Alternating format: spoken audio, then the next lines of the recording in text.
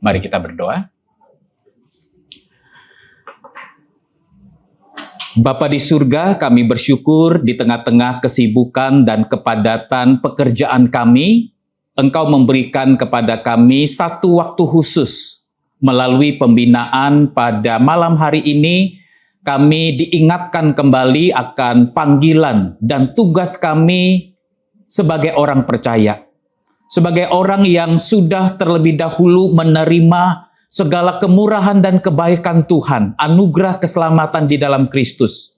Kami dipanggil bukan untuk menikmati anugerah keselamatan itu hanya untuk diri kami sendiri, tetapi kami boleh mewartakan kabar indah, kabar baik itu kepada orang-orang di sekeliling kami.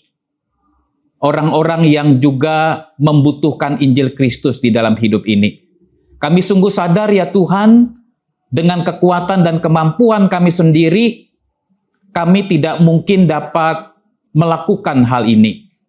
Tetapi kami juga percaya tidak pernah Tuhan memberikan sebuah tugas, tidak pernah Tuhan memberikan sebuah perintah kepada kami tanpa menolong dan memperlengkapi dan memampukan kami untuk melakukannya. Itulah sebabnya ya Tuhan, ketika kami dipanggil untuk memberitakan kabar baik ini bagi orang-orang di sekeliling kami yang membutuhkan Injil Kristus, kami bukan bersandar kepada hikmat manusia, kami tidak bersandar kepada kekuatan dan pengalaman kami sendiri, tetapi kami senantiasa membutuhkan kuasa Roh Kudus, hikmat surgawi, pertolongan Tuhan, sehingga sungguh-sungguh kami boleh mengkomunikasikan Injil sesuai dengan konteks dan sesuai dengan kebutuhan orang-orang yang kami injili.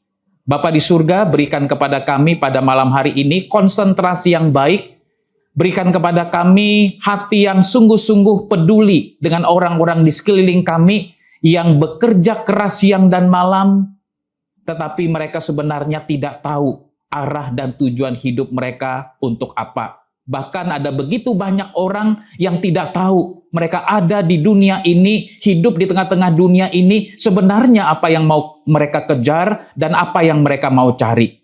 Tuhan, berbelas kasihanlah kepada kami, pakailah kami yang lemah, yang rapuh ini, supaya di tangan Allah yang Maha Kuasa, kami boleh menjadi alat-alat yang Tuhan pakai untuk mewartakan Injil kasih karunia.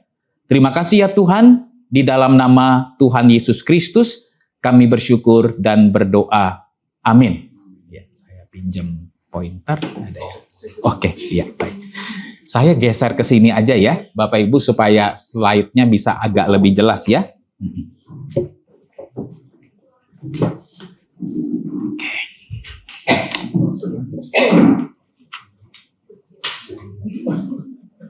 Oke. Ya. Ya, selamat malam ya Bapak Ibu, saudara-saudara yang dikasihi oleh Tuhan. Pembinaan kita pada hari ini dibagi menjadi dua bagian. Ya, hari ini bagian yang pertama dan minggu depan tanggal 22 adalah bagian yang kedua. Nah, di dalam bagian yang pertama hari ini, ya saya tidak akan terlalu membahas hal-hal teknis ya berkaitan dengan conversational evangelism atau penginjilan melalui percakapan, tetapi saya ingin memberikan lebih kepada fondasi-fondasi teologis bagi kita semua, dan kita itu juga boleh memiliki persepsi atau pemahaman yang sama tentang istilah penginjilan. Nah, karena saudara-saudara, nanti saudara juga ketika menginjili ya orang-orang yang belum percaya, kadang-kadang kita ini ketika diskusi ya dengan yang beragama Islam ya, mereka menggunakan istilah dosa. Orang Kristen juga kan menggunakan istilah dosa kan? Ya, dosa itu kan sebuah kosakata yang tidak hanya ada di dalam agama Kristen tapi juga misalnya ada di dalam agama Islam. Nah, tetapi sekalipun ya dua agama ini menggunakan kosakata yang sama, setiap agama itu memiliki makna yang berbeda tentang istilah itu. Begitu ya. Apa yang baik menurut agama Islam belum tentu baik menurut kita. Demikian juga sebaliknya, ya. Nah, maka saudara-saudara, pada malam hari ini saya juga ingin mengajak kita untuk sama-sama memikirkan dan memiliki kerangka berpikir yang sama, sebenarnya apa sih yang dimaksud dengan penginjilan? Ya, jadi sebuah istilah yang mungkin sering kita dengar, tapi mungkin kalau saya tanya masing-masing semua kita yang hadir di tempat ini, ya, sering mengucapkan kata penginjilan atau Injil, saudara, tetapi mungkin kita bisa memiliki persepsi atau pemahaman yang berbeda-beda tentang istilah yang sama yang sering kita gunakan. Nah, jadi saya hari ini ya di dalam pertemuan yang pertama ini lebih memberikan kepada fondasi-fondasi teologisnya. Nah, nanti di dalam pertemuan minggu depan ya, saya akan sama-sama kita berdiskusi hal-hal praktis ya yang akan kita lakukan berkaitan dengan penginjilan melalui percakapan. Nah, Bapak Ibu, saudara-saudara yang dikasih oleh Tuhan, pernah diadakan satu survei yang diadakan oleh George Barna Group. Ya, jadi George Barna Group ini adalah sebuah lembaga di Amerika yang sering melakukan penelitian atau survei terhadap keyakinan-keyakinan iman atau perilaku agama, ya, khususnya orang-orang Kristen yang ada di Amerika. Nah, pada tahun 1993 ya pernah dilakukan survei terhadap orang-orang Kristen di Amerika. Ya, saya baca satu artikel, saya tidak tahu berapa banyak orang-orang Kristen yang disurvei pada tahun 1993 pada saat itu. Nah, salah satu pertanyaan yang diajukan kepada responden atau kepada orang-orang Kristen di Amerika oleh George Barna Group ini adalah, apakah saudara percaya bahwa memberitakan Injil itu adalah tugas bagi semua orang percaya tanpa terkecuali? Nah, itu pertanyaannya, saudara. Dan menarik sekali, dari sekian banyak responden yang diajukan pertanyaan itu, saudara, maka 89% responden itu setuju bahwa memberitakan Injil itu adalah tugas dari semua orang percaya, tugas yang tidak boleh diabaikan. Jadi dalam arti, saudara, memberitakan Injil itu bukanlah sebuah pilihan opsional. Ya, opsional itu kan berarti, ya kalau saya mau lakukan, ya saya lakukan. Kalau saya tidak mau lakukan, ya nggak apa-apa juga. Itu kan namanya opsional. Nah, tetapi tahun 1993 ini 89% responden setuju itu adalah merupakan kewajiban, sesuatu yang harus dilakukan oleh orang Kristen di dalam memberitakan Injil. Nah, tetapi saudara, 25 tahun kemudian, yaitu tahun 2018, ya diajukan pertanyaan yang sama kepada orang-orang Kristen ini, saudara, dan kita melihat di sini terjadi penurunan, ya. Hanya 64% dari orang-orang Kristen di Amerika yang disurvei pada saat itu yang setuju bahwa memberitakan Injil itu adalah merupakan tugas, bukan sesuatu hal yang opsional bagi orang percaya. Nah, saya tidak tahu, saudara, tahun 2024 itu berapa, tapi saya yakin dan percaya kecenderungannya akan, persentasenya akan makin menurun. Nah, saudara-saudara, pertama-tama saya ingin mengajak kita untuk memahami ya tentang istilah penginjilan. Ya, banyak orang kadang-kadang memahami penginjilan itu secara sederhana seperti ini, ya. Memberitakan Injil atau memberitakan kabar baik kepada orang yang belum percaya Kristus supaya orang itu menjadi percaya kepada Kristus. Nah, itu banyak yang memberikan definisi seperti itu. Nah, masalah daripada definisi yang saya sebutkan tadi adalah bahwa definisi yang bertujuan memberitakan Injil supaya orang yang belum percaya itu percaya kepada Kristus, maka dari definisi itu terlihat fokusnya apa? Hasil. Kan ada kalimat, supaya orang itu percaya kepada Yesus. Bagaimana halnya kalau misalnya ketika kita memberitakan Injil, kita sudah melakukan pendekatan, kita sudah mengerjakan bagian kita secara baik, saudara, ternyata orang itu sampai meninggal tidak percaya kepada Yesus. Apakah berarti penginjilan kita gagal? Apakah berarti kita tidak menjalankan tugas memberitakan Injil dengan baik? Nah, jadi saudara-saudara, kalau saya membaca di dalam salah satu buku yang ditulis oleh Norman Geisler dan David Geisler ini, ya, penginjilan dari definisi ini, penekanan utamanya itu bukan kepada hasilnya. Ya tentu saudara, kita sangat rindu, kita sangat ingin orang yang diinjili itu betul-betul percaya kepada Yesus, terkoneksi secara pribadi dengan Yesus. Tetapi definisi ini yang lebih ditekankan itu adalah apa? Prosesnya. Ya, prosesnya. Nah, sehingga di dalam buku ini diberikan definisi penginjilan seperti ini. Setiap hari dan dengan cara menolong orang yang belum percaya untuk mengambil satu langkah lebih dekat kepada Yesus Kristus. Jadi, di dalam definisi ini ada sebuah proses di mana kita yang memberitakan Injil mendampingi orang tersebut, menolong orang tersebut untuk makin hari dia itu makin mengenal siapa Yesus Kristus sampai kepada satu titik. Dia betul-betul menyadari bahwa tanpa Kristus dia binasa.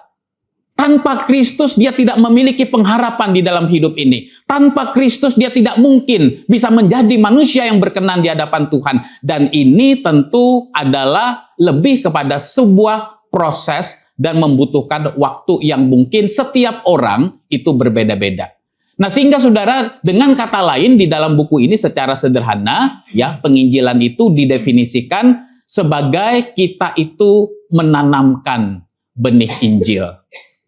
Nah, Bapak Ibu saudara-saudara yang dikasih oleh Tuhan, kita harus memahami juga saudara, kalau misalnya saya tanya, ya, di dalam penginjilan kita itu kan memberitakan Injil.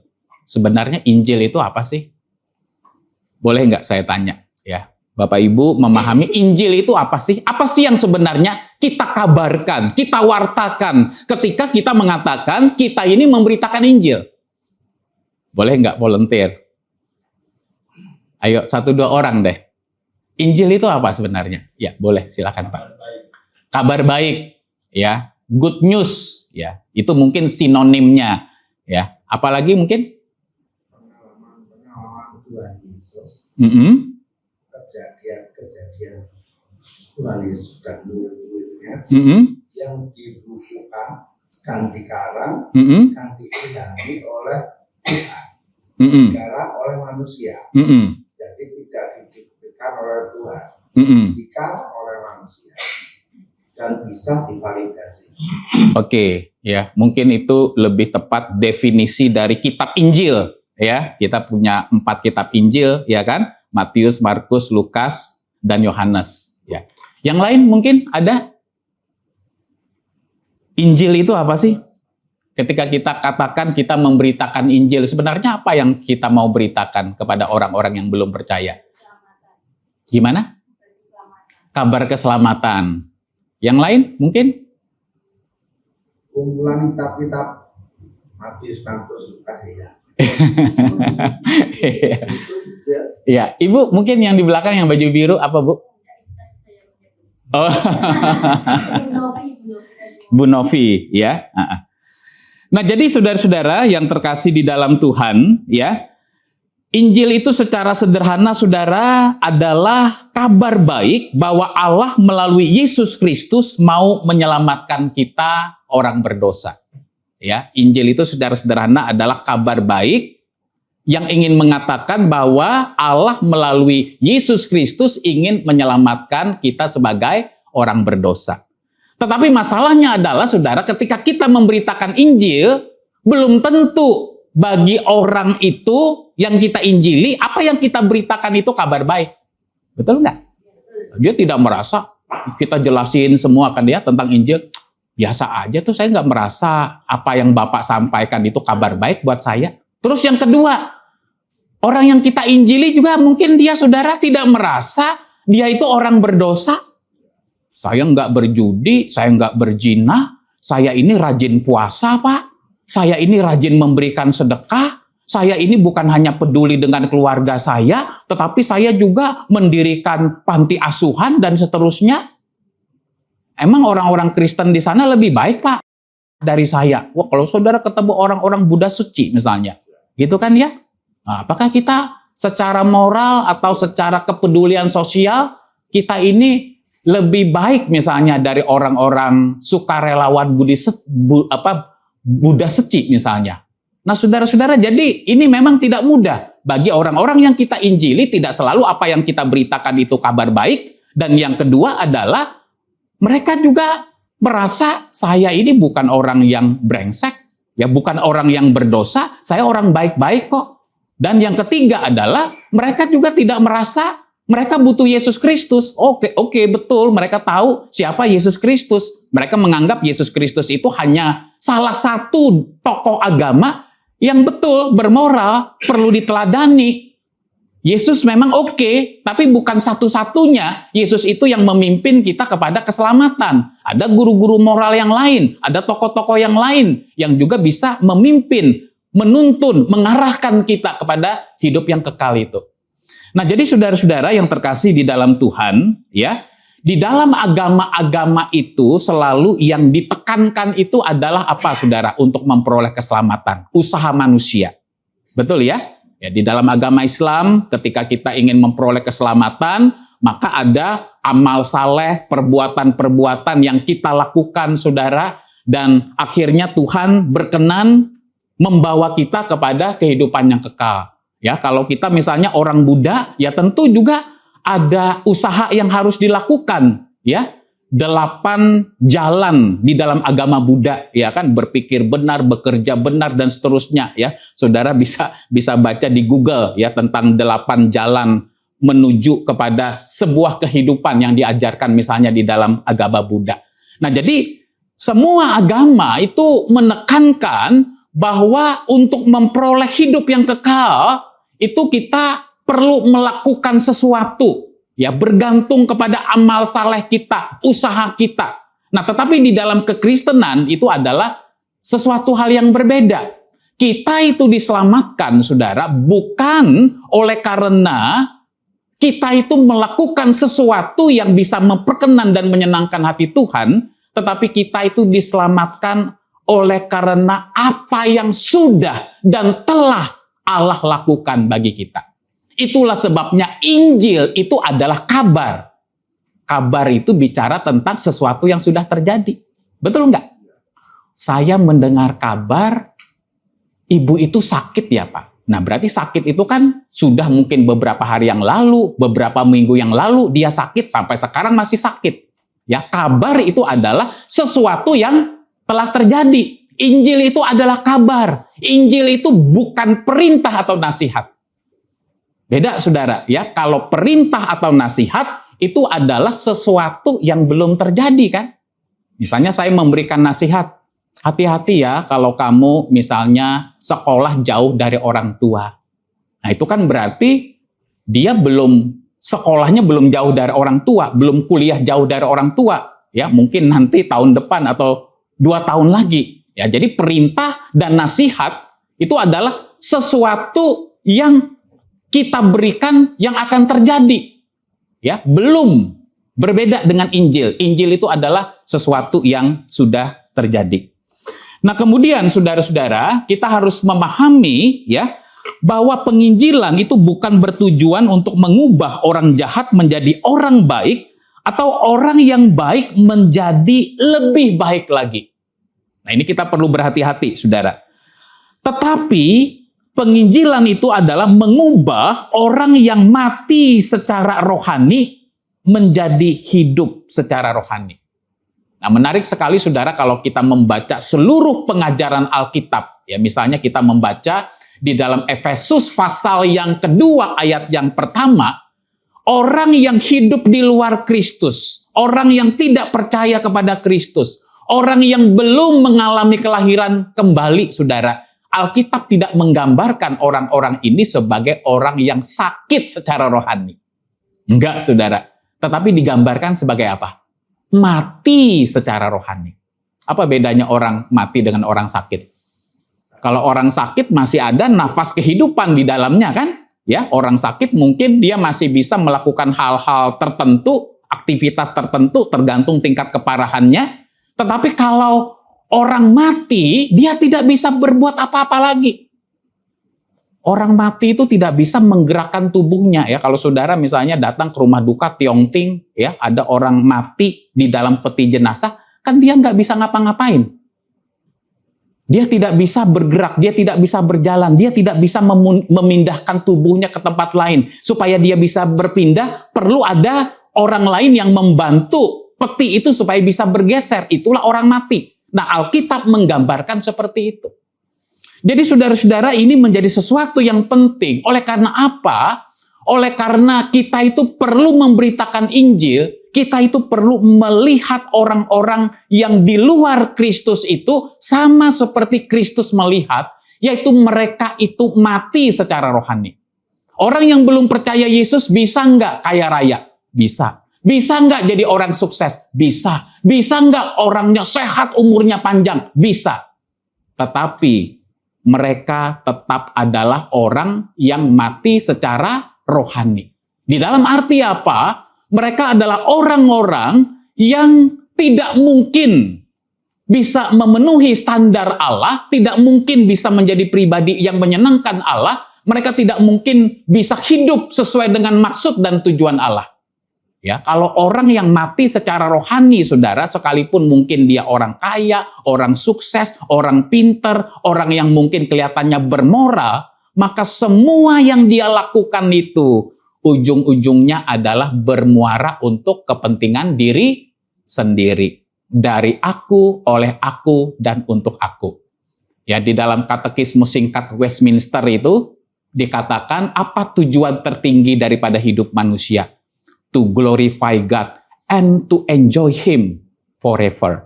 Memuliakan Allah dan menikmati Allah selama-lamanya. Itulah tujuan Allah menciptakan kita. Tetapi ketika kita jatuh ke dalam dosa, ketika kita itu mati secara rohani, saudara, maka kita itu tidak lagi hidup memuliakan Allah. Tetapi kita hidup tujuannya hanya memuliakan diri sendiri dan menikmati diri sendiri untuk selama-lamanya. Jadi fokusnya sudah bergeser.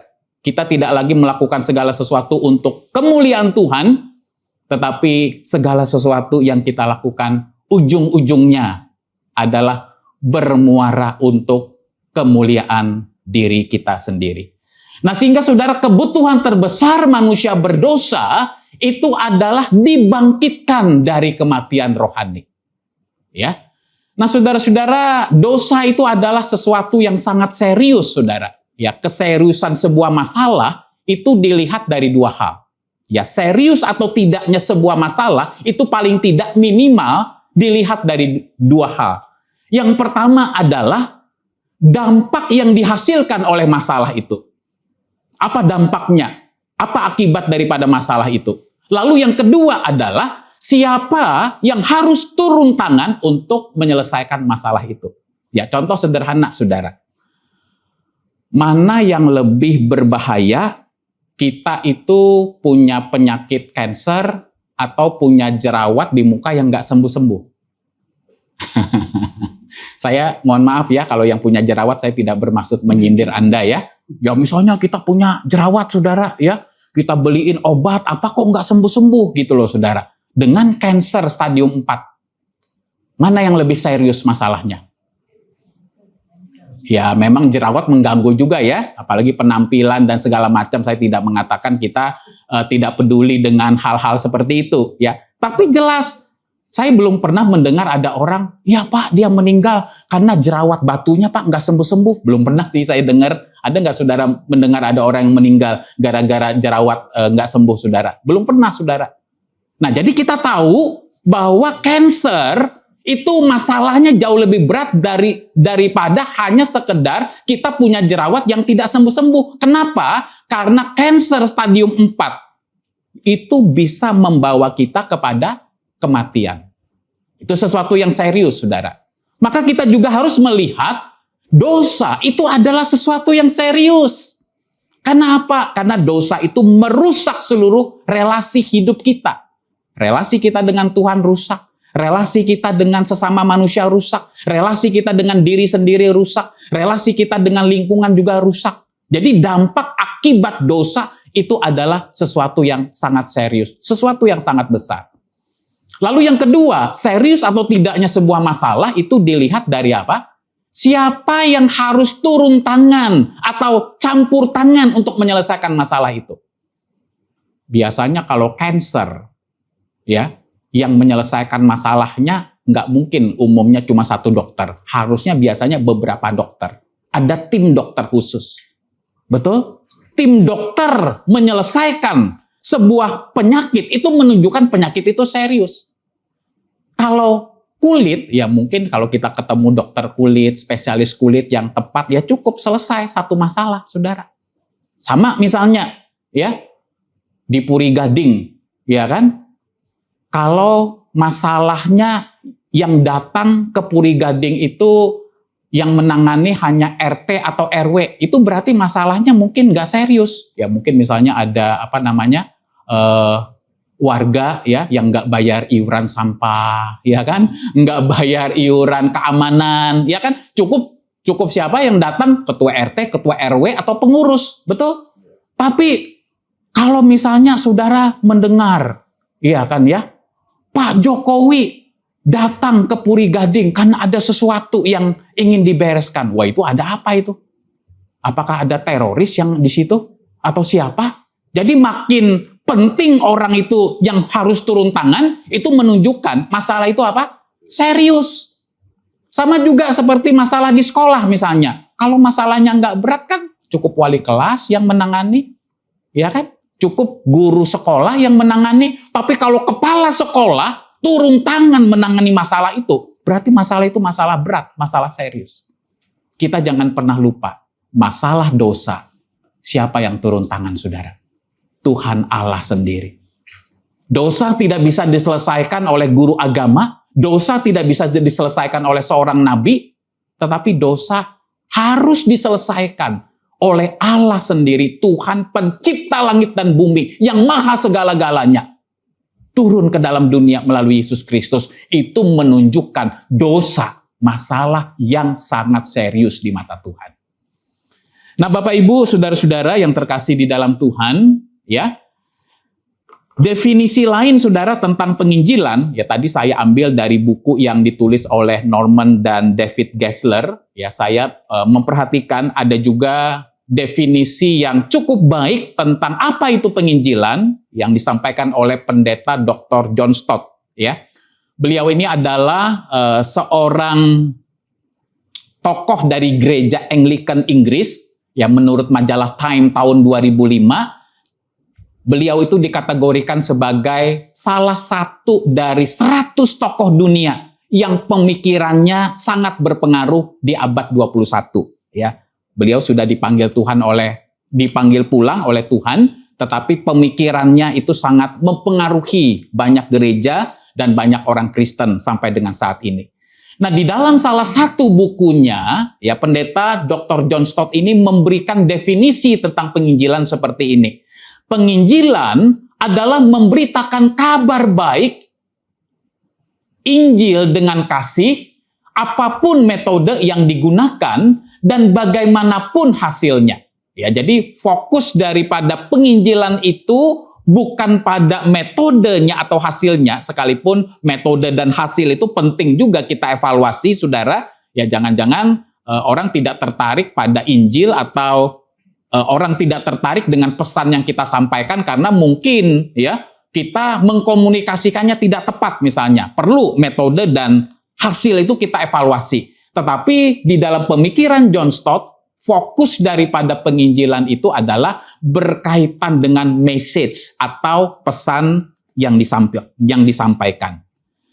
Nah, sehingga berdasarkan definisi ini, maka pendeta Dr. John Stott, saudara, dia memberikan penegasan seperti ini. Penginjilan itu bukan hanya ditujukan kepada orang non-Kristen, tetapi juga kepada orang Kristen yang belum lahir baru. Jadi Injil itu bukan hanya dibutuhkan oleh orang Islam, orang Hindu, orang Buddha, orang ateis. Bukan, saudara. Tetapi orang Kristen yang belum lahir baru. KTP-nya sih Kristen, jubahnya sih Kristen, tapi Kristus tidak ada di dalam hatinya. Ya, Datang ke gereja hanya sekedar sebuah kewajiban. Dibaptis karena disuruh orang tua. Ya, terus juga dibaptis biar dapat sertifikat supaya bisa menikah. Gitu kan? Nah, jadi orang Kristen ikut kegiatan-kegiatan gereja hanya untuk memenuhi administrasi keagamaan. Tetapi hatinya tidak betul-betul cinta Tuhan. Tidak butuh Kristus di dalam hidupnya. Sekalipun mungkin setiap minggu orang ini ke gereja. Nah, saudara-saudara, orang seperti ini, orang Kristen seperti ini, mereka juga butuh Injil di dalam hidup mereka. Orang Kristen nominal, ya, Kristen jubahnya, Kristen KTP-nya, tapi Kristus tidak ada di dalam hatinya. Nah, saudara-saudara, tentu ini adalah sebuah topik yang berbeda, ya. Bagaimana kita bisa mengecek, menilai, mengevaluasi diri kita. Apakah kita ini betul-betul orang yang sudah di dalam Kristus, lahir baru di dalam Kristus? Ya tentu saudara, ukurannya itu adalah bukan sekedar bicara tentang moralitas. Karena kita di dalam dunia ini tidak pernah sempurna. Tetapi kalau kita adalah orang yang betul-betul di dalam Kristus, betul-betul lahir baru saudara, di dalam diri kita betul-betul ada hasrat, gairah untuk menyenangkan Tuhan. Ada rasa duka ketika kita melakukan dosa. Ada hasrat dan kerinduan untuk membaca dan merenungkan firman, menghidupi firman di dalam hidup ini.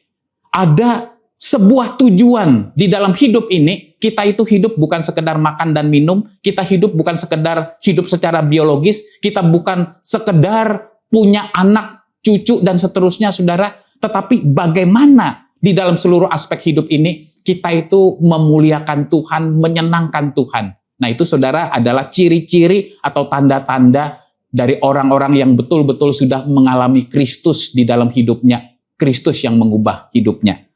Lalu berikutnya saudara. Nah ini dia. Fokus penginjilan itu bukanlah pada hasil, tetapi apakah kita setia memberitakan Injil dengan sungguh-sungguh. Nah ini penting saudara.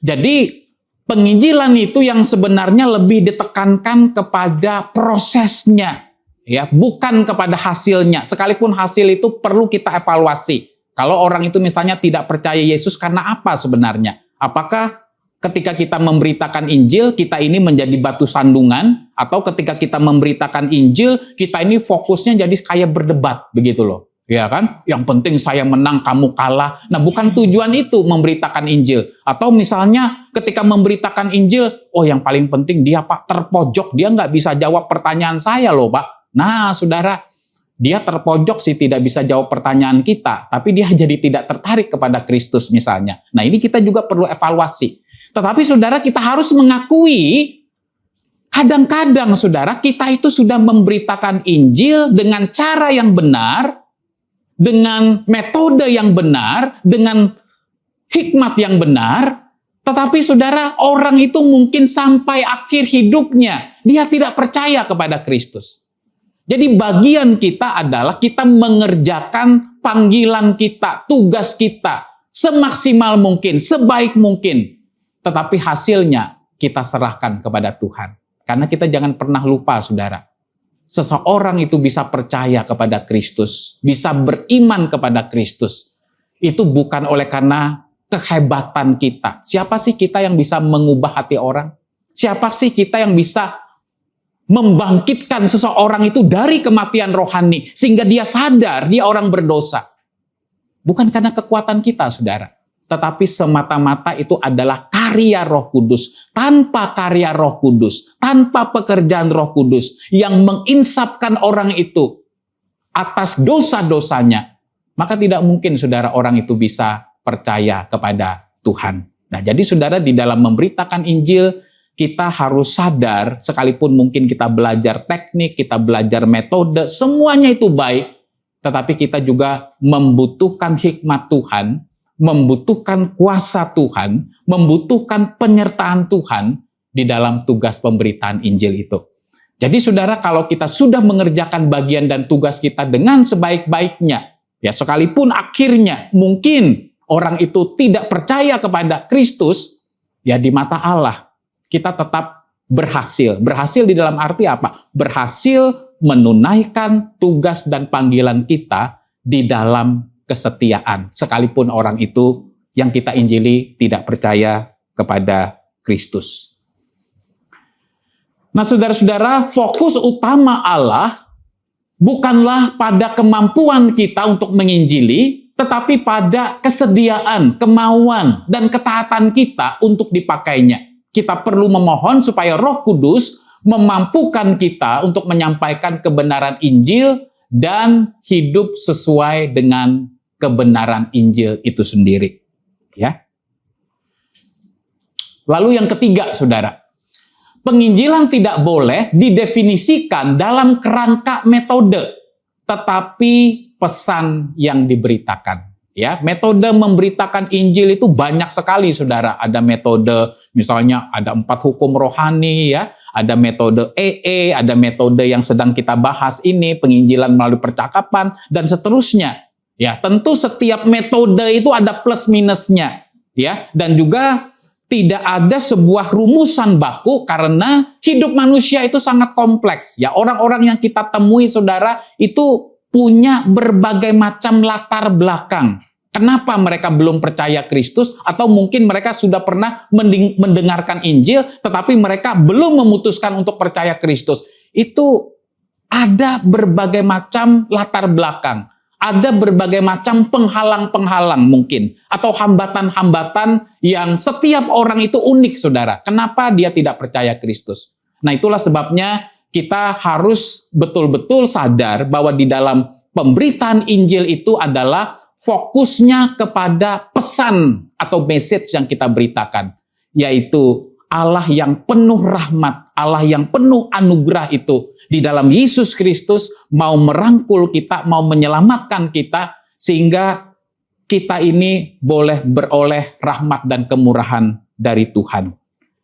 Selanjutnya, saudara-saudara, nah, Pendeta Dr. John Stott, saudara, dia pernah mengatakan kalimat seperti ini. Tantangan atau hambatan terbesar di dalam penginjilan bukanlah masalah cara, ya, bukanlah masalah metode. Tidak berarti, saudara, cara dan masalah ini cara dan metode ini tidak penting, saudara. Tetapi yang menjadi penghambat terbesar, saudara, di dalam penginjilan adalah hidup kita tidak serupa dengan Kristus yang kita kabarkan. Nah, ini berarti, saudara, bahwa untuk memberitakan Injil bukannya berarti kita harus menjadi orang sempurna dulu. Ya, tidak, saudara. Tidak ada satupun di antara kita yang sempurna di dalam dunia yang tidak sempurna ini. Tetapi, saudara, ketika kita memberitakan Injil Kristus, kita harus ingat, kita juga dipanggil memberitakan Injil itu bukan hanya melalui perkataan kita, tetapi juga melalui perbuatan kita sehari-hari. Ya, melalui perkataan dan perbuatan kita sehari-hari ini adalah satu paket. Jangan sampai, saudara, kita menginjili orang, ya menginjili sih dia menginjili, Pak. Tapi saya tahu loh, Pak, dia bisnisnya nggak benar. Oh, susah, saudara, kita menginjili orang lain, ya, tapi dia tahu nih bisnis kita kotor nih. Susah, saudara, kita menginjili orang lain kalau orang yang kita injili itu tahu bahwa kita memperlakukan istri kita, memperlakukan anak-anak kita nggak benar. Kamu ngomong-ngomong tentang Injil, kayak gua nggak tahu aja. Lu gimana memperlakukan suami, memperlakukan istri, memperlakukan anak, memperlakukan karyawan? Nah, jadi, saudara, orang yang kita injili ini tidak tertarik dengan berita Injil itu karena apa? Karena hidup kita itu menjadi batu sandungan. Kita memberitakan tentang Kristus yang penuh kasih, tetapi orang tidak melihat bahwa diri kita berusaha untuk menghidupi kasih. Memang, saudara, sekali lagi tidak ada manusia yang sempurna, tapi paling tidak orang yang kita injili melihat betul sih dia ini bukan orang Kristen yang sempurna. Dia bukan pengikut Kristus yang sempurna. Tetapi orang ini betul-betul belajar untuk menghayati, mempraktekkan, menghidupi ajaran Kristus. Bukan sekedar memahami dan mengerti di wilayah kognitif, tapi juga menghidupi di dalam keseharian. Nah, ini menjadi sesuatu yang penting, saudara. Nah, berkaitan dengan hal ini, seorang misionaris di India yang bernama Pendeta Stanley Jones, itu pernah bertanya kepada Mahatma Gandhi, saudara.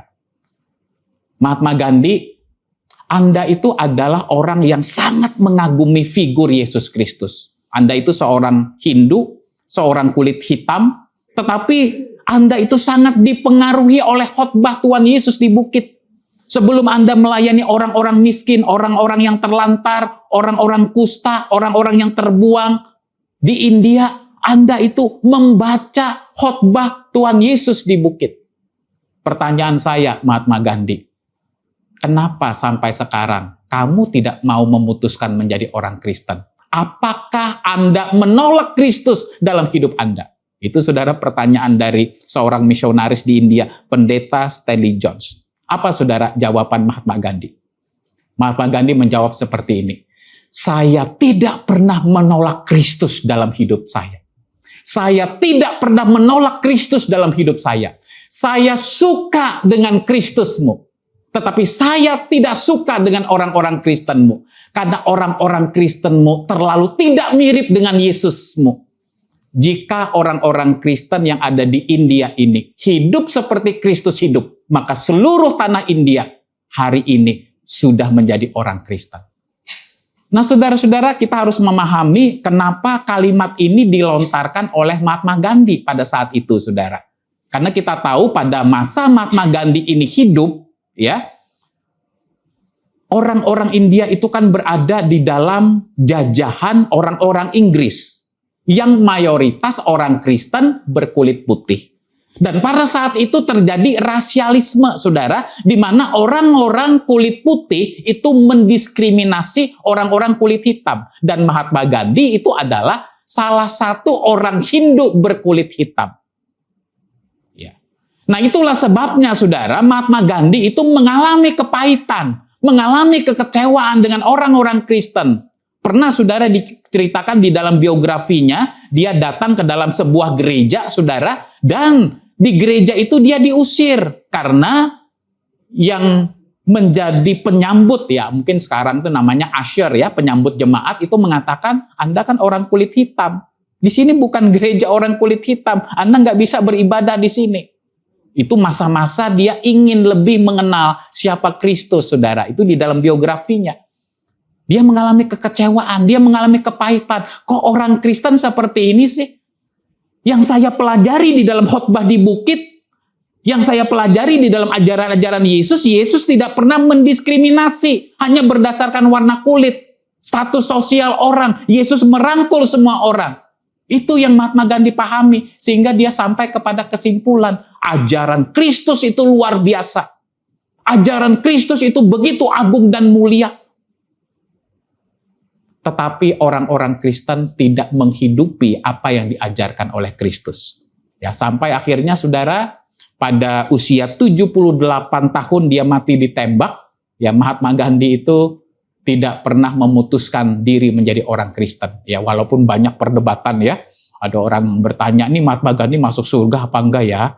Kan dia bilang, saya tidak pernah menolak Kristus loh dalam hidup saya. Ada orang yang mengkategorikan, ini orang Kristen anonim. Nah, gitu ya.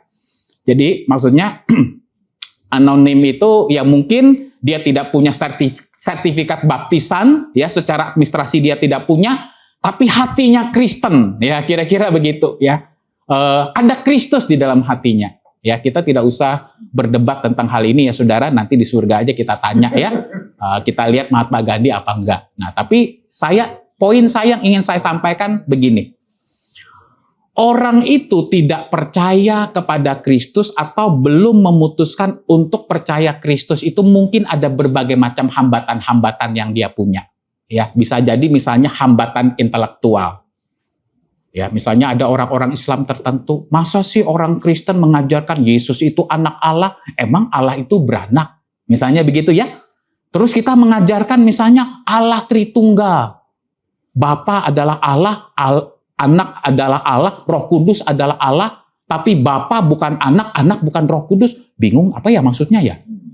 Nah, mungkin saudara ada orang-orang yang belum percaya kepada Kristus oleh karena mereka memiliki hambatan. Ya, penghalang utamanya itu adalah masalah keyakinan intelektual mereka yang belum bisa menerima keyakinan-keyakinan inti di dalam iman Kristen. Tapi ada juga saudara mungkin orang-orang yang tidak percaya kepada Yesus, ya, belum memutuskan percaya kepada Yesus itu misalnya kasus yang dia alami oleh Mahatma Gandhi seperti ini. Ada luka emosional, ada pengalaman kepahitan, ya. Dia orang Buddha yang begitu saleh, kenapa nggak percaya Kristus? Saya tahu sih Pak, ajaran Kristus itu luar biasa. Tapi nggak usahlah jadi orang Kristen. Wong saya ini Pak, usaha saya itu ditipu tuh sama orang Kristen tuh Pak. Majelis gereja itu loh misalnya. Ya, jadi dia mengalami kepahitan saudara. Oh ternyata orang Kristen tuh rajin ke gereja, rajin pelayanan, tapi menipu di dalam bisnis. Dan dia kecewa. Kepahitan saudara dengan orang Kristen. Bukan dia tidak menghormati atau tidak tertarik dengan ajaran Kristen. Tapi perilaku orang Kristen yang sudah menyakiti dia, melukai dia. Itu yang membuat dia sampai sekarang belum bisa untuk sungguh-sungguh terkoneksi dengan Kristus. Atau juga saudara ada pengalaman-pengalaman lain. Atau bisa juga kombinasi dari berbagai macam hal. Nah saudara-saudara kita harus telusuri hal ini dengan baik-baik. Kira-kira apa yang menjadi penghalang-penghalang, hambatan-hambatan yang ada di dalam orang yang kita injili ini sehingga mereka tidak percaya kepada Kristus. Nah, saudara-saudara, nah ini nanti akan kita pelajari, saudara, lebih detail ya untuk minggu depan, ya, berkaitan dengan penginjilan melalui percakapan. Jadi ada 4 komponen utama yang harus kita perhatikan, saudara, di dalam mempraktekkan ini. Yang pertama adalah kita mendengarkan, ya, mendengarkan apa yang menjadi sudut pandang dari orang yang kita injili. Ya, kadang-kadang kita itu lebih suka memberikan komentar, ya kan? Suka memotong pembicaraan, ya. Kenapa saudara kita suka memotong pembicaraan? Karena kita belum selesai ngomong, saya udah tahu kok dia mau ngomong apa, gitu kan? Nah, apalagi laki-laki, saudara, penyakit laki-laki, ya. Nah, saya juga termasuk dikategorikan istri saya sulit mendengar dia, gitu ya.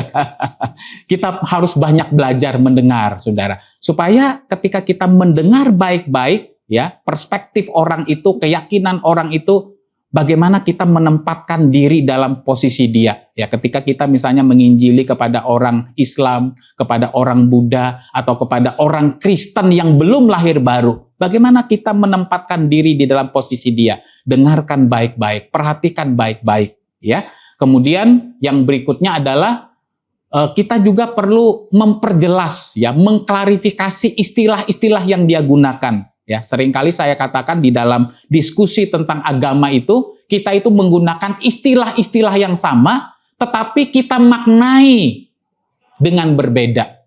Ya, misalnya tentang dosa, ya, dosa di dalam agama Islam, di dalam agama Kristen itu pemahamannya berbeda, saudara. Ya, kalau bagi orang-orang Islam tertentu, poligami dengan tujuan yang tepat itu pahala, iya kan? Nah, tapi kalau orang Kristen melihat poligami dengan alasan apapun bukan hal yang benar, ya kan? Pernikahan Kristen itu kan adalah pernikahan yang bersifat heteroseksual monogami. Nah, jadi kita harus paham, kita harus jelas, ya, ketika dia menggunakan istilah-istilah tertentu. Sebenarnya apa yang dia pahami tentang istilah itu? Misalnya surga, saudara. Surga ada nggak konsep surga di dalam iman Kristen? Ada kan? Iman Kristen mengajarkan tentang surga. Islam ada nggak konsep tentang surga? Mereka pakai istilah surga juga. Coba diskusi. Surganya pemahaman orang Islam dengan orang Kristen pasti beda. Walaupun istilahnya sama loh, saudara.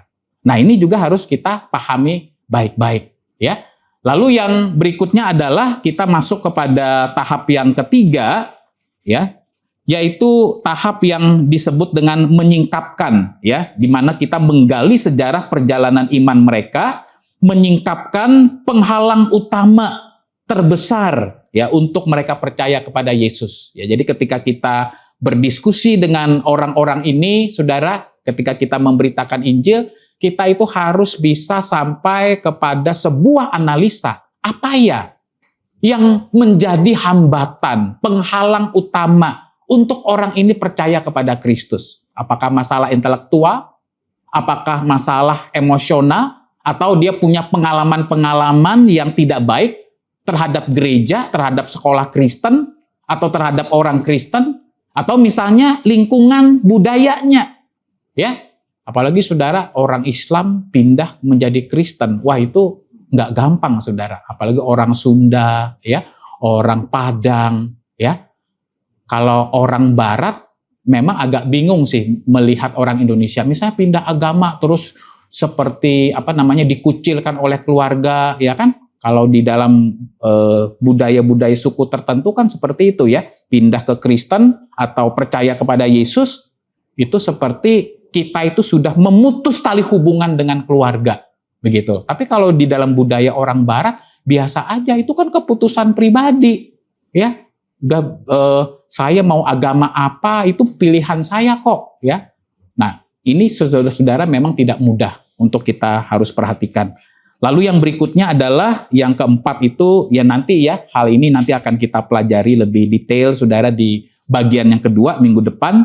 Nah, setelah 3 hal itu kita lakukan baik-baik ya, bagaimana percakapan kita, ya dialog kita, diskusi kita dengan orang itu mengantarkan ya orang itu untuk mendengarkan Injil yang sesungguhnya, ya Injil di mana Yesus Kristus diberitakan, manusia itu membutuhkan karya Kristus dan keselamatan dari Kristus. Nah, jadi ini hal yang penting. Nah, memang saudara zaman sekarang kita perlu berhati-hati juga karena ada gereja-gereja tertentu atau orang-orang Kristen tertentu yang diberitakan itu bukan Injil Kristus ketika penginjilan, tetapi Injil kemakmuran. Nah, saudara, itu beda lagi memang, ya. Kalau kamu percaya Yesus, pasti kamu memperoleh sakitnya sembuh. Nggak mungkin kena cancer. Kalau kamu kena cancer itu berarti kamu kurang beriman, kurang taat kepada Tuhan. Ada dosa-dosa yang belum diakui di hadapan Tuhan. Ya, kalau kamu percaya Yesus maka bisnismu akan lancar. Nah, jadi saudara, orang percaya Yesus itu bukan karena menyadari dia orang berdosa. Bukan, tetapi supaya mendapatkan kebahagiaan menurut versinya sendiri.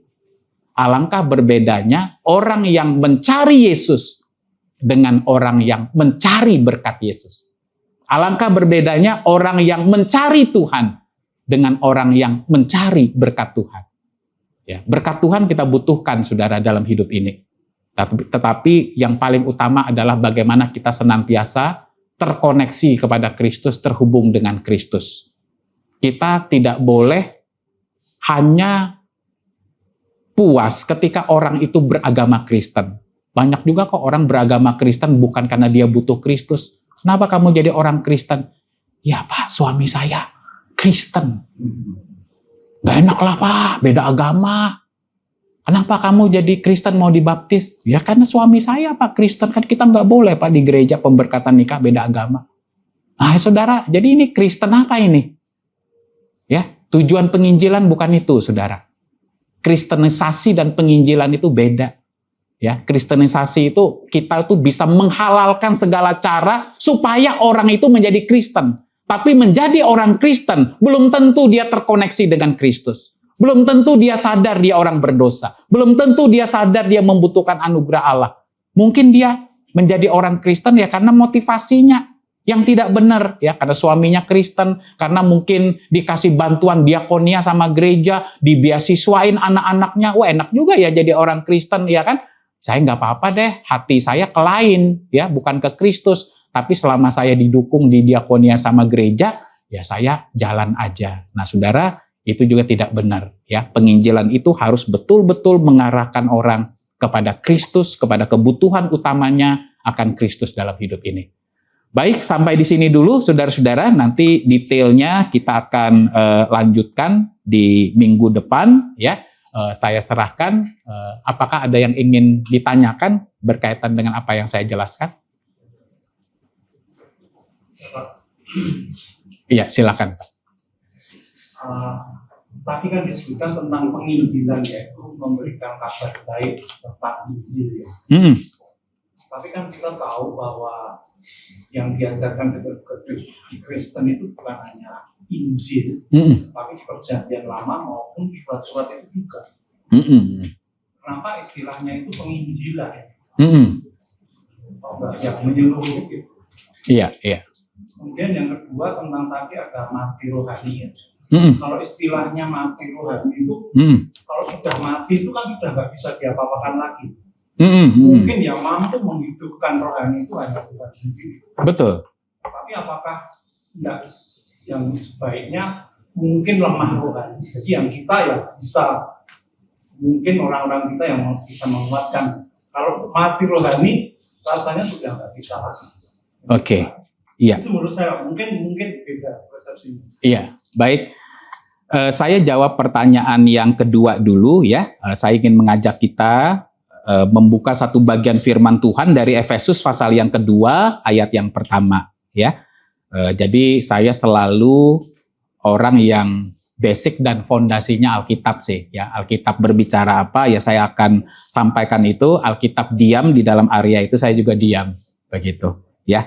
Nah, di dalam Efesus pasal yang kedua ayat yang pertama, Efesus pasal yang kedua ayat yang pertama dikatakan seperti ini, kamu dahulu sudah mati karena pelanggaran-pelanggaran dan dosa-dosamu.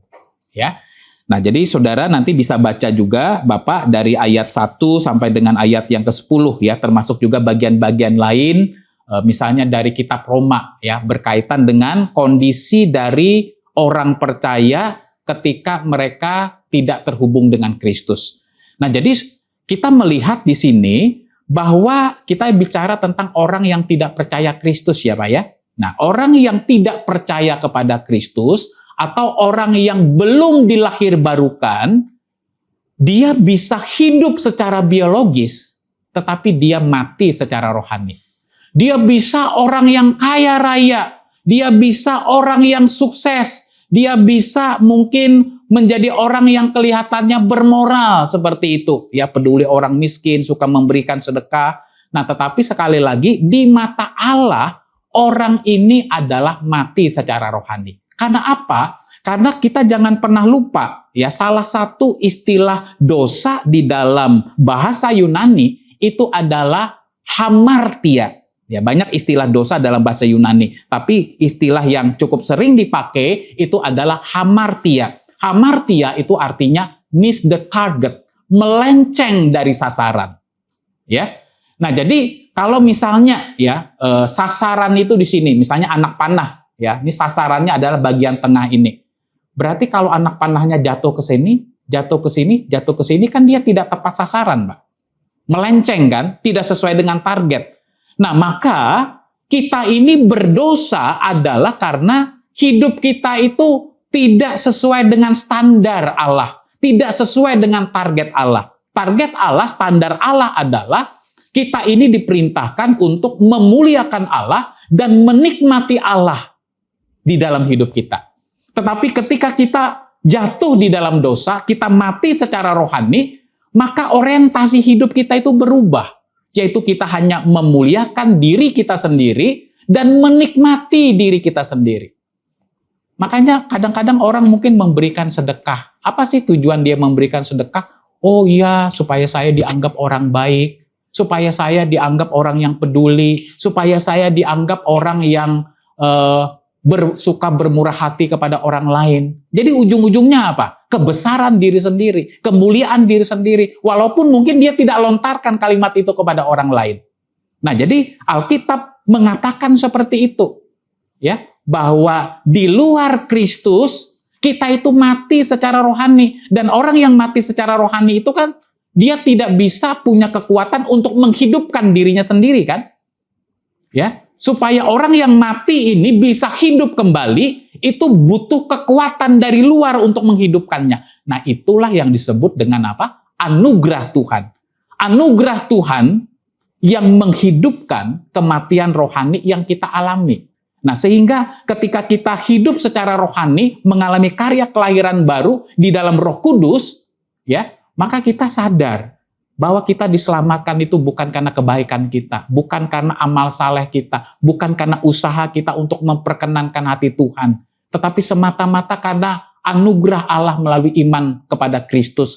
Saya berbuat baik bukan untuk memperoleh keselamatan, Tidak lagi itu motivasinya. Tetapi saya berbuat baik sebagai respon saya terhadap keselamatan yang sudah saya terima di dalam Kristus. Saya berbuat baik adalah sebagai buah dari anugerah Allah yang dikerjakan di dalam hidup saya. Jadi saya melakukan perbuatan baik itu berbeda dengan orang-orang yang bukan Kristen, melakukan hal yang baik sebagai usaha atau upaya untuk memperoleh hidup yang kekal.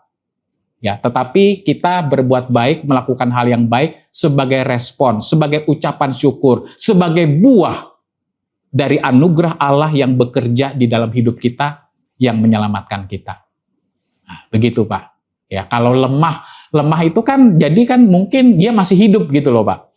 Ya kan? Jadi makanya kan saya bilang Alkitab itu tidak pernah menggambarkan orang yang di luar Kristus atau yang tidak lahir baru itu sebagai orang yang sakit secara rohani atau lemah secara rohani. Ya, nah istilah lemah secara rohani itu biasanya dipakai untuk kita yang sudah ada di dalam Kristus, ya, yang sudah mengalami kelahiran baru. Kadang-kadang kita ini bisa lemah, iman kita bisa lemah, ya, ketika kita misalnya jauh dari komunitas, ya, tidak terkoneksi dengan firman, tidak terkoneksi dengan Tuhan di dalam kebergantungan penuh kepada Tuhan, ya, ada kondisi-kondisi di mana iman kita melemah, ya. Nah, jadi istilah lemah rohani itu biasanya dikenakan oleh Alkitab kepada orang-orang yang memang sudah ada di dalam Kristus, kondisi-kondisi tertentu yang bisa dia alami.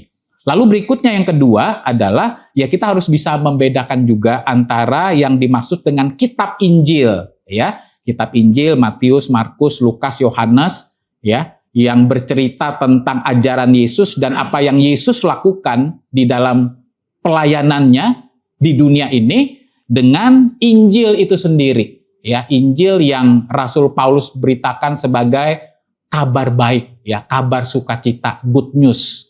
Nah, itu memang dua hal yang berbeda, ya. Jadi Injil itu secara sederhana adalah kabar baik yang menyatakan bahwa Allah mau menyelamatkan orang berdosa melalui Yesus Kristus. Begitu Pak, kira-kira.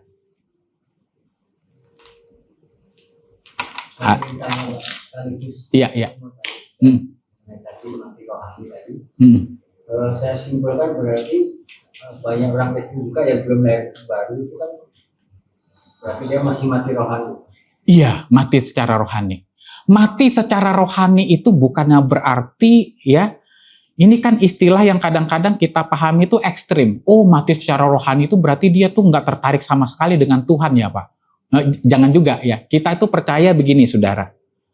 Kita percaya ada yang namanya anugerah umum, ya, common grace, ya. Anugerah umum itu diberikan oleh Allah kepada semua orang, baik orang yang percaya kepada Kristus maupun kepada orang yang tidak percaya kepada Kristus, ya. Agama apapun juga dia, suku apapun juga dia, itu common grace, ya. Common grace itu bentuknya banyak, ya, misalnya skill dan kepintaran. Apakah orang-orang yang pintar itu cuma orang Kristen? Banyakkah orang yang bukan Kristen pintar? Banyak. Yang IQ-nya di atas rata-rata, banyakkah yang bukan Kristen?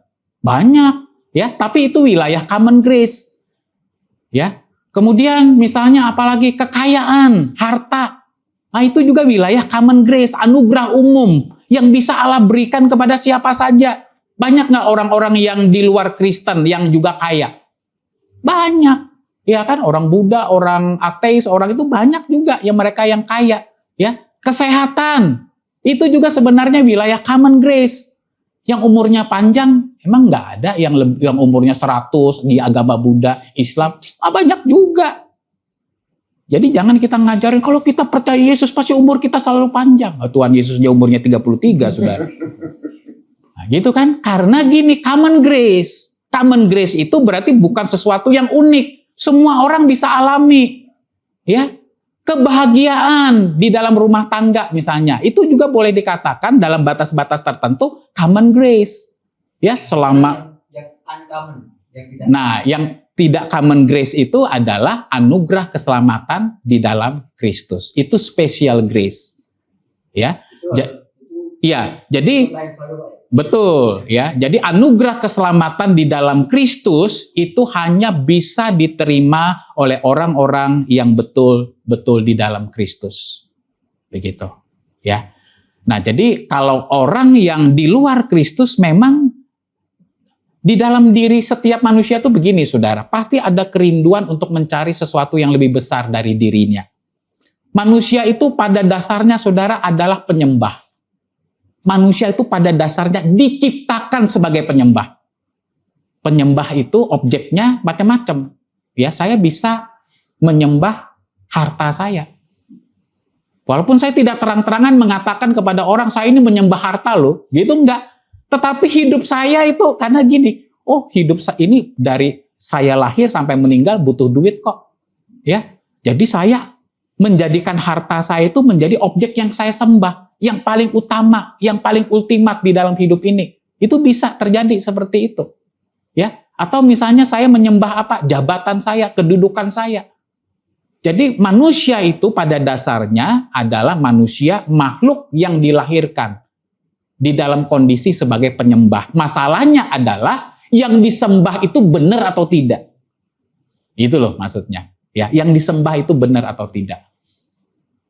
Ya, kira-kira begitu, Pak. Jawaban saya. Ya, silakan. Yang mau saya tanyakan dari penjelasan Bapak tadi, saya mendapat pengertian bahwa penginjilan itu ada dua. Yang pertama itu penginjilan kepada orang yang belum mengenal Kristus, dan yang kedua penginjilan terhadap orang Kristen yang belum lahir baru. Iya. Nah, kemudian bagaimana caranya agar kita itu benar-benar bisa menjadi penginjil yang baik, karena tadi dijelaskan juga bahwa menginjil itu bukan hanya kata-kata, tetapi juga tingkah laku atau perbuatan. Iya. Untuk mencapai itu, apa yang harus kita lakukan agar penginjilan itu benar-benar bisa berhasil, baik di dalam intern maupun ekstern. Sebab saat ini itu sangat memprihatinkan, Pak. Belum tentu keluarga Kristen itu bisa menjadi Kristen. Betul. Kadang kita orang tuanya aktivis, tapi anak-anaknya justru menjadi orang yang tidak mengenal Kristus. Bahkan kalau tadi disampaikan di dalam survei di Amerika, bahkan bukan hanya di Amerika, di Eropa pun kemunduran itu sangat drastis sekali. Iya, betul. Pengalaman kami waktu kami diundang waktu anak saya wisuda di Belanda S3, itu kami di sana 1 bulan. Kebetulan anak kami itu bergerak dalam pelayanan di sana, melayani mahasiswa untuk menangani pemuda di sana yang notabene hampir 100% itu hidup di dalam kebebasan, sehingga merupakan Kristus. Iya. Nah, ini saya lihat waktu anak kami melayani ibadah di GKIN Amsterdam, gereja yang begitu besar, yang hadir itu tidak ada 50 orang. Dan yang hadir itu adalah terutama orang yang sudah berkeluarga atau sudah tua. Pemuda-pemudi itu boleh dikatakan tidak ada sama sekali. Iya. Nah, sampai-sampai misionaris dulu dari Belanda itu ditugaskan ke Indonesia, justru sekarang malah kebalikan, misionaris dari Indonesia yang ditugaskan ke Belanda.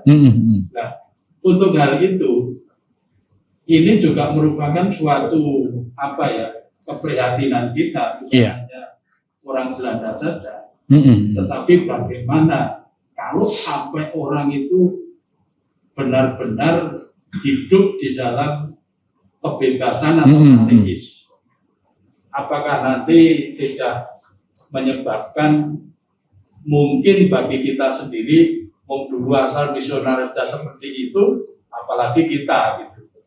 Ini kami mohon diadakan pencerahan kepada kami ini, agar kami bisa berbuat yang lebih baik untuk masa depan anak-anak kita, anak cucu kita. Iya. Baik, terima kasih ya Pak buat sharingnya ya. Memang saudara-saudara kita harus mengakui memberitakan Injil di tengah-tengah situasi kondisi budaya sekarang itu bukan hal yang mudah. Ya, apalagi kita mengakui kita ini hidup di dalam budaya relativisme. Ya. Jadi kebenaran itu tidak ada yang mutlak. Ya, kebenaran itu dianggap seperti selera kita terhadap makanan. Ya kan? Kalau saya suka nasi gudeg, saya tidak bisa menghakimi orang yang suka nasi Padang. Nasi gudeg itu lebih enak daripada nasi Padang. Ya kan? Orang yang suka nasi Padang tidak boleh menghakimi saya mengatakan, oh nasi Padang itu lebih enak dari nasi gudeg, gitu loh. Nah, jadi orang menganggap kebenaran itu sebagai sesuatu seperti selera kita terhadap makanan. Ya, kamu tidak bisa mengatakan bahwa inilah yang paling benar. Ya kan? Silakan menganggap pernikahan homoseksual itu nggak apa-apa. Silakan kamu juga tidak setuju dengan pernikahan homoseksual, ya silakan, ya. Jadi dua-duanya dianggap benar, saudara. Nah, jadi ini yang harus kita pahami. Memang kita hidup di tengah-tengah budaya seperti itu. Terus yang kedua adalah kita ini juga seringkali memiliki pemahaman tentang toleransi yang salah. Ya, kita berpikir kalau saya itu toleransi dengan orang itu berarti menganggap semua pandangan dia benar. Ya, kalau saya itu memiliki toleransi beragama, itu berarti saya menganggap semua agama benar. Nah, itu sebenarnya bukan konsep toleransi. Ya, mungkin saya sudah pernah jelaskan tentang hal ini. Ya, toleransi itu berarti sebenarnya seperti ini ya, saudara ya. Saya menghormati, menghargai orang yang berbeda pandangan dengan saya atau keyakinannya bertolak belakang dengan saya. Nah, tetapi tidak berarti bahwa saya menyetujui pandangan orang itu. Begitu loh, saudara. Nah, jadi kita harus mengetahui bahwa setiap agama itu memiliki yang namanya core beliefs. Keyakinan-keyakinan inti yang memang tidak bisa dikompromikan. Orang yang benar-benar Islam harus mengatakan bahwa Al-Quran itu firman Allah. Kalau orang Islam berkata, ada orang Islam yang saya tanya ya, misalnya ya, kamu percaya nggak Al-Quran itu firman Allah? Saya juga nggak percaya, nggak tahu lah Pak. Ya, itu mah pendapat kiai-kiai. Nah, itu nggak benar-benar Islam, saudara, ini orang. Ya, nah Muhammad itu adalah utusan Allah yang terakhir. Ya, orang Islam itu harus percaya seperti itu. Seorang Islam hanya bisa disebut Islam kalau percaya akan hal itu. Nah, demikian juga misalnya dengan kekristenan. Kekristenan itu kan punya identitasnya. Tanpa identitas itu kita tidak bisa disebut sebagai Kristen dalam arti sesungguhnya. Misalnya apa? Core beliefs atau keyakinan berkaitan dengan Allah Tritunggal. Orang yang benar-benar Kristen, pasti dia percaya Allah Tritunggal. Orang yang benar-benar Kristen, maka dia juga percaya bahwa Yesus Kristus itu adalah satu-satunya jalan keselamatan. Bukan salah satu jalan menuju keselamatan atau salah satu penyelamat dari banyak penyelamat yang lain. Nah, jadi kita harus paham bahwa setiap agama itu punya core beliefs, keyakinan inti masing-masing yang memang harus kita hormati, yang harus kita hargai, ya. Nah, memang tadi seperti yang saya katakan ya Pak ya, bahwa di dalam hidup ini kita itu harus memberitakan Injil melalui perkataan dan perbuatan kita sehari-hari. Nah, itulah sebabnya di dalam Kisah Para Rasul pasal yang pertama ayat yang ke-8, kita itu kan diperintahkan untuk menjadi saksi Kristus. Ya, saksi Kristus. Nah, istilah saksi Kristus ini saya analogikan, saya ilustrasikan kalau kita ini menjadi saksi di sebuah pengadilan. Ya, kalau saya misalnya dipanggil menjadi saksi di dalam sebuah pengadilan, saya itu kan hanya menceritakan apa yang saya alami, apa yang saya lihat tentang peristiwa itu kan. Saya tidak boleh menambah-nambahi, saya tidak boleh mengurang-urangi. Makanya orang yang ditunjuk atau dilibatkan di dalam saksi pengadilan biasanya diapain? Disumpah. Ya, kalau dia bohong, ya kan, malah dia bisa kena hukum. Ya, artinya kamu bicara apa adanya, taunya nggak boleh ditambah-tambahin, nggak boleh dikurang-kurangi. Nah, maka ilustrasi ini juga saya ingin pakai ketika kita berbicara kita ini adalah identitasnya sebagai saksi Kristus, yaitu ketika kita memberitakan Injil, ya, kita itu juga sekaligus menceritakan pengalaman hidup kita bersama dengan Tuhan, bagaimana Tuhan itu mengubah hidup kita. Ya, mungkin kita dulu latar belakang keluarganya baik-baik, ya, kita bukan penjudi, kita bukan pemabuk, ya, tapi bagaimana di dalam kondisi Kristus mengubah hidup kita, Kristus yang mengubah karakter kita. Nah, itu juga kan bisa salah satu hal yang kita bagikan juga di dalam penginjilan. Jadi kita itu tidak mungkin bisa menjadi pemberita Injil yang efektif kalau kita itu tidak punya pengalaman hidup berjalan bersama dengan Tuhan. Apa yang mau kita bagikan? Apa yang mau kita beritakan kepada orang lain? Kita sendiri tidak punya pengalaman hidup yang diubahkan oleh Injil Kristus. Nah, maka ini menjadi sesuatu yang penting yang harus kita perhatikan baik-baik. Pertama, punya pengalaman bersama dengan Tuhan. Bagaimana Kristus mengubah hidup kita. Bagaimana kita menyadari kita ini orang berdosa. Bagaimana kita ini ketika berjumpa secara pribadi, secara rohani dengan Kristus, Kristus itu yang mengarahkan hidup kita. Tujuan hidup kita menjadi punya tujuan dan arah yang jelas. Nah, itu kita bisa bagikan juga, kita sharingkan juga kepada orang-orang yang kita injili, ya. Lalu yang kedua adalah memang ketika kita memberitakan Injil, kan tadi kan pendeta Dr. John Stott kan pernah mengatakan, ya, hambatan terbesar di dalam penginjilan itu bukan masalah cara, bukan masalah metode, tetapi hidup kita tidak serupa dengan Kristus yang kita kabarkan. Nah, memang tidak ada saudara di antara kita yang benar-benar 100% serupa dengan Kristus atau benar-benar kita ini di dalam kondisi tidak berdosa lagi. Tetapi paling tidak ketika kita memberitakan Injil itu ada spirit, ada semangat di dalam diri kita. Kita ini makin bertumbuh serupa dengan Kristus atau tidak. Coba saudara kita ini, ya, yang hadir pada malam hari ini. Coba evaluasi diri kita. Kita ini makin serupa dengan Kristus kah? Atau makin serupa dengan nilai-nilai dunia ini? Bagaimana cara kita menggunakan uang? Bagaimana kita memperlakukan orang? Bagaimana kita menyikapi orang yang berbeda pendapat dengan kita? Bagaimana kita memperlakukan orang miskin, ya, driver kita, supir kita, bawahan kita? Bagaimana kita memperlakukan suami kita, istri kita, anak-anak kita? Kita ini makin serupa Kristus kah di dalam aspek hidup kita, atau kita ini makin serupa dengan nilai-nilai dunia ini? Cuma jubah kita aja yang Kristen, KTP kita aja Kristen, ada kalung salibnya. Tapi kita menggunakan uang nggak ada bedanya dengan orang dunia sana. Nilai-nilai hidup yang kita pegang nggak ada bedanya dengan orang-orang dunia sana. Tujuan hidup kita juga tidak ada bedanya dengan orang-orang dunia sana. Nah, ini saudara menjadi sebuah evaluasi bagi kita. Jadi kita tidak harus sempurna dulu, ya, untuk memberitakan Injil. Nggak ada orang yang sempurna, ya. Tetapi apakah kita punya spirit, punya semangat untuk menghidupi keserupaan dengan Kristus itu di dalam hidup kita? Makin terus bertumbuh, makin terus bertumbuh, makin terus bertumbuh. Nah, sebenarnya saya minggu depan itu ingin membagikan juga, Pak, itu hasil dari Lausanne Kongres yang ada di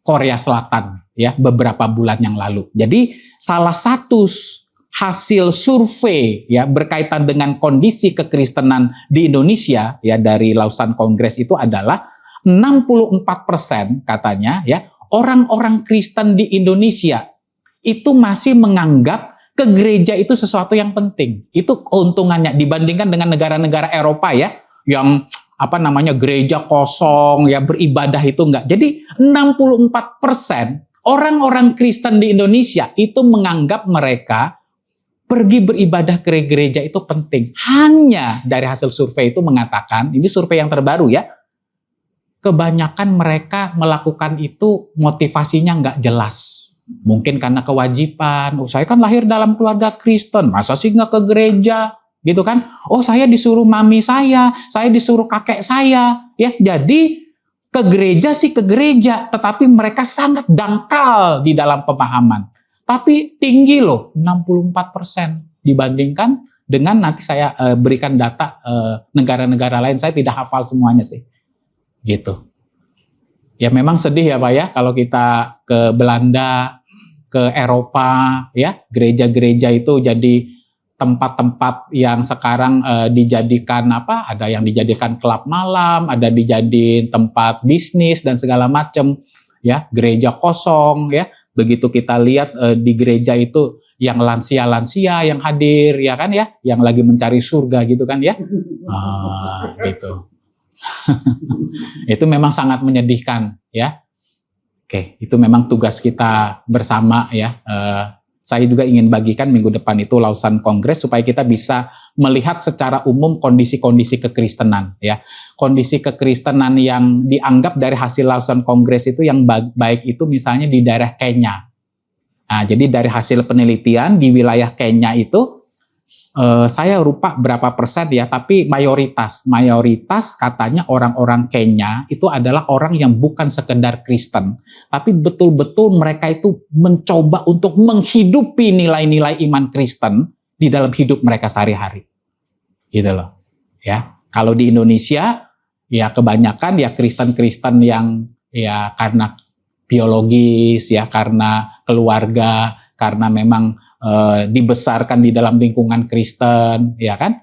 64% masih menganggap ke gereja itu menjadi sesuatu yang penting, walaupun kalau ditelusuri lebih jauh, ya mereka bukan orang yang betul-betul menghidupi nilai-nilai iman Kristen di dalam hidup sehari-hari. Nah itu kondisinya, gitu. Jadi peluang kita untuk di Indonesia itu masih besar, masih ada harapan. Gereja masih dalam tanda petik masih dicari lah sama orang-orang Kristen di Indonesia, begitu. Ya, sebabnya gini Pak, saya itu pernah ditegur anak saya, Bapak tidak usah getol-getol melayani juga, karena apa gunanya pendeta sendiri aja perbuatannya masih nggak benar. Ada pendeta yang selingkuh, ada pendeta yang kata-katanya jorok dan sebagainya.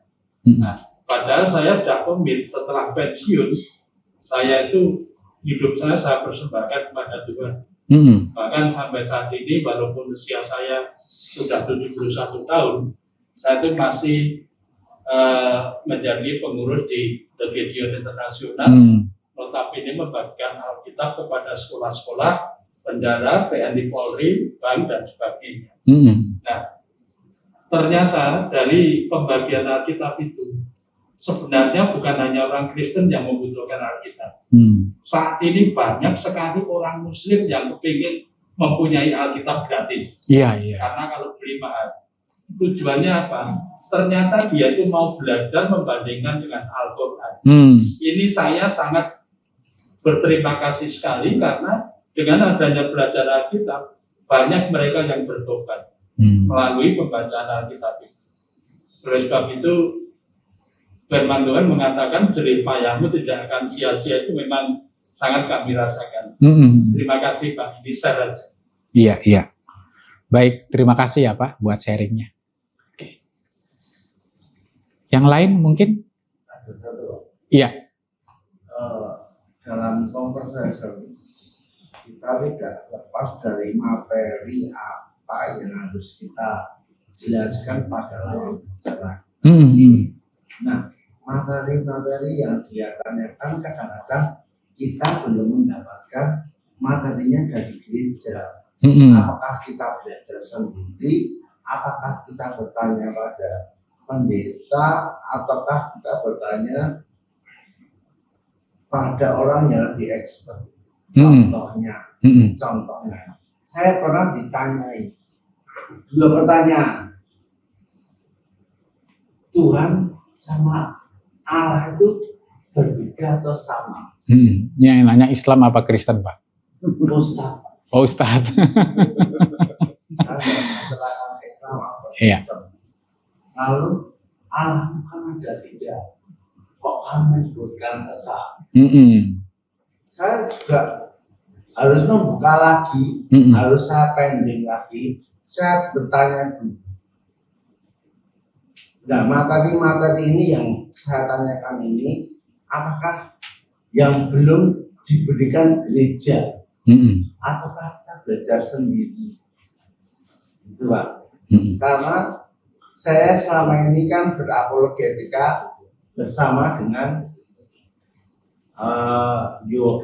UR orang yang diletakkan sana. Mm-mm. Saya belum berani membuka room sendiri, Mm-mm. tapi kami berdampingan terus. Kami perwakilan dari Solo. Kadang-kadang orang Irian Jaya dia berapologetika, ada ustadz dari Solo ini bertanya tentang Alkitab, Mm-mm. bukan dari Irian Jaya yang ke Solo, tapi apologet Irian Jaya memberi kabar yang di Solo ini bertugas ke pusat dikasih alamat. Mm-mm. Kita bertemu lalu dia bertanya, kadang-kadang pertanyaannya aneh-aneh gitu Pak. Saya bingung, pengertian saya Allah dan Tuhan itu sama. Mm-mm. Ternyata setelah saya buka itu berbeda, Mm-mm. sangat-sangat berbeda. Nah Allah dan Tuhan sama, Yesus sama dengan Allah Bapa. Itu bertentangan dengan Tritunggal, satu oneness, satu Tritunggal. Saya bingung itu Pak. Materi-materi ini apakah gereja belum memberikan atau lupa memberikan semua kita? Itu Pak. Iya, kalau hal-hal yang seperti ini ya sebagai jemaat memang sebaiknya kita bertanya dengan sumber-sumber yang valid, yang resmi ya. Bertanyalah mungkin dengan rohaniwan ya, pendeta-pendeta di GKI Coyudan ya. Karena begini Saudara, memang sekarang media sosial itu sangat membantu kita ya, tetapi kita juga perlu berhati-hati ya. Sekarang ini kadang-kadang ada jemaat, iya Pak, sekarang saya saat teduhnya belajar firman lewat TikTok katanya. Waduh, apa sih yang mau didapat lewat 1 menit? Betul nggak Saudara? Oke, saya tidak mengatakan tidak boleh Saudara, nggak juga. Tapi Saudara ingin mengenal Tuhan lebih dalam, ingin punya pengalaman bersama dengan Tuhan, bisa nggak hanya dengan mendengarkan TikTok 1 menit misalnya? Walaupun mungkin secara ajaran, isinya, kontennya bagus ya, tetapi bagi saya tidak cukup. Ya, kita memang perlu usaha ekstra ya untuk mempelajari Alkitab itu dengan baik. Nah, itulah sebabnya bertanyalah dengan pendeta-pendeta di sini, rohaniwan-rohaniwan di sini, sumber-sumber resmi. Nah, saya pun juga di Gereja Kalam Kudus juga sama seperti itu. Biasanya saya kepada jemaat-jemaat yang memang mau belajar hal-hal tertentu, saya mengarahkan mereka. Bapak bisa buka website ini atau link YouTube ini ya, atau mereka bisa membedakan nih mana ajaran yang sehat, mana ajaran yang tidak sehat. Itu juga penting ya bagi kita sebagai jemaat. Itu penting kita memiliki kemampuan untuk menyeleksi ya mana ajaran-ajaran yang sehat, mana ajaran-ajaran yang tidak sehat ya, karena ini berkaitan dengan makanan rohani. Ya, kalau makanan rohani kita tidak sehat, bagaimana mungkin kerohanian kita bisa sehat? Ya, kalau kita secara fisik, makanan fisik kita tidak sehat, ya kita juga secara fisik tidak mungkin mengalami kesehatan yang baik.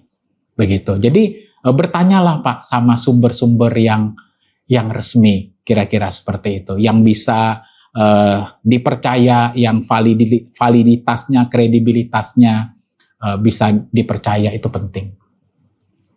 Saya bertanya lagi. Iya. Saya pernah bertanya sama pendeta. Saya mendapatkan satu video pengajaran. Bu, Pak, apakah pengajaran ini sesuai dengan gereja kita? Jawabannya simpel. Pokoknya tidak melenceng dari kita. Hanya itu. Saya jadi bingung. Saya tanya, pengajaran ini, bacalah dulu, lihatlah dulu pengajarannya benar atau tidak. Pertanyaannya, saya belum melihat yang Bapak video itu. Pokoknya jangan melenceng dari Alkitab. Hanya itu jawabannya. Saya pernah bertanya, dijawab seperti itu. Akhirnya, saya mencari sendiri. Jadi pengajaran-pengajaran ini ya karena jawabannya seperti itu ya pemikiran saya ini pokoknya tidak melenceng Alkitab. Sampai saya belajar pada Supriyanto yang dari Amerika, Dewi Bulan, saya ambil sendiri juga dari Pak Bobo. Lalu saya formulasikan sendiri. Saya ketemu di udara melalui mereka ngomong. Yang saya nggak mudah, saya ngomong. Karena patronnya jangan merancang dari kita. Saya memikirkan sendiri kan itu baru. Saya jadi bingung seperti itu. Bertanya kalau dijawab seperti itu bingung. Mungkin pendetanya lagi sibuk kali Pak. Jadi nggak sempat. Kalau saya, biasa saya juga cukup sering juga saudara. Saya kan bilang begini, ini agak panjang Bu. Coba saya nanti beri waktu dulu ya. Karena saya lagi sibuk, saya lagi apa. Nanti saya kalau bisa nggak diberi waktu 4 hari, 5 hari. Nah kalau saya orangnya terbuka. Begitu. Tapi memang jemaat itu perlu dididik sih. Kalau bisa jangan sebentar tanya pendeta gitu kan ya, kecuali hal yang memang sangat rumit ya, begitu ya. Nah perlu juga jemaat itu dilatih punya kepekaan rohani. Oh ini kayaknya Injilnya ini Injil bukan Injil Kristus nih, ini khotbahnya ngarahnya Injil kemakmuran nih. Nah kadang-kadang kan kita terima broadcast itu kan dari mana-mana kan ya, saudara ya. Nah kita juga harus selektif juga kan. Nah saya juga begitu, kalau yang broadcast yang saya sendiri belum baca, belum jelas, ya saya nggak berani broadcast ke orang lain, gitu loh. Nah gitu, itu aja sih, mungkin ya kadang-kadang kita juga sebagai rohaniwan, pendeta itu kadang-kadang bisa kelewat, bisa ke apa begitu ya, mungkin diingatin aja sih. Jawabannya seperti itu, saya maklum, saya sibuk, saya diberi waktu, saya kantuk. Ini tidak langsung dijawab gitu. Saya kan jadi bingung. Iya. Ini pendetanya nggak tahu atau nggak baca atau sibuk saya juga nggak tahu. Iya. Saya kan nggak ketemu pendeta. Saya juga melalui WA. Ya. Terima kasih Pak. Ya, terima kasih Pak untuk masukannya. Mengingatkan saya juga. Cukup. Ya, cukup. Ya. Saya serahkan.